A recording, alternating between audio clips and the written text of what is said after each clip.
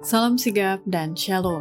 Renungan kita pada hari ini, Jumat 29 Juli 2022, berjudul Tetapi Aku Berseru Kepada Allah. Ayat intinya terdapat di dalam Mazmur 55 ayat 17 dan 18. Tetapi aku berseru kepada Allah, dan Tuhan akan menyelamatkan aku.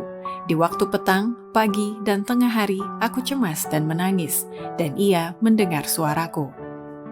Pena Inspirasi menuliskan yang dimaksud dengan judul renungan kita pagi ini, tetapi aku berseru kepada Allah, dikarenakan Dia akan memanggil, aku akan menjawab, supaya kita mengalami kasih Allah yang tiada bandingnya itu, dan kemudian dengan penuh keberanian datang menghampiri tahta kasih karunia Allah adalah sebagai berikut.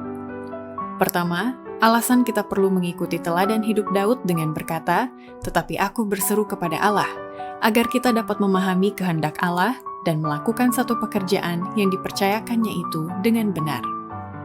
Telah ditunjukkan kepada saya bahwa banyak orang yang mengaku diajar Allah secara khusus dan akan berusaha memimpin orang lain, dan berdasarkan pemikiran yang salah tentang tugas itu, maka mereka akan melakukan satu pekerjaan yang tak pernah dipercayakan Allah kepada mereka. Akhirnya timbullah kekacauan. Biarlah setiap orang mencari Allah dengan sangat tekun bagi dirinya, agar dia secara pribadi dapat memahami kehendaknya.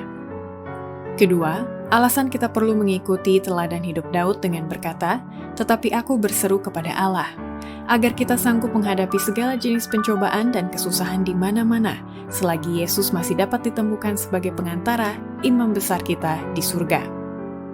Kita akan menyaksikan kesusahan di mana-mana.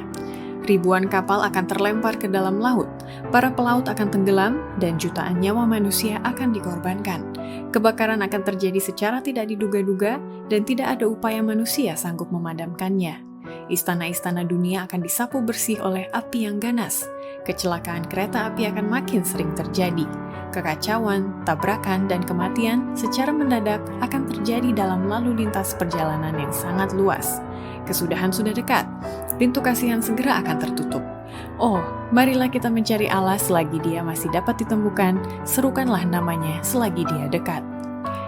Ketiga, alasan kita perlu mengikuti teladan hidup Daud dengan berkata, tetapi aku berseru kepada Allah, agar kita memiliki kebenaran yang membuat kita benar-benar bebas dan terpisah dari ikatan-ikatan duniawi, dan kita sanggup untuk hidup dalam kesederhanaan dan kemurnian yang diberikan Allah kepada kita sebagai wakil-wakilnya di dunia ini. Apabila gereja-gereja saat ini menolak kejahatan dan memilih yang baik, bila mana ia mencari Allah dengan segala kerendahan hati dan mencapai panggilannya yang luhur di dalam Kristus, berdiri di atas panggung kebenaran abadi dan oleh iman bersandar teguh pada keberhasilan yang disediakan baginya, maka ia akan disembuhkan. Gereja ini akan tampak dalam kesederhanaan dan kemurnian yang diberikan Allah, terpisah dari ikatan-ikatan duniawi, menunjukkan bahwa kebenaran telah membuatnya benar-benar bebas. Maka para anggotanya sungguh-sungguh adalah pilihan Allah, wakil-wakilnya.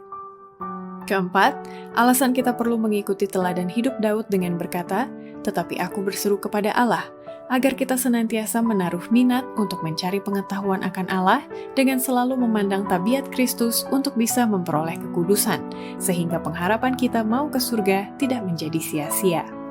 Kalau sekarang kita tidak mendapatkan kesenangan di dalam merenungkan perkara-perkara semawi, jika kita tidak menaruh minat untuk mencari pengetahuan akan Allah, tidak merasa senang memandang tabiat Kristus, kalau kekudusan tidak mempunyai penarikan bagi kita, maka kita merasa pasti bahwa pengharapan kita akan surga adalah sia-sia.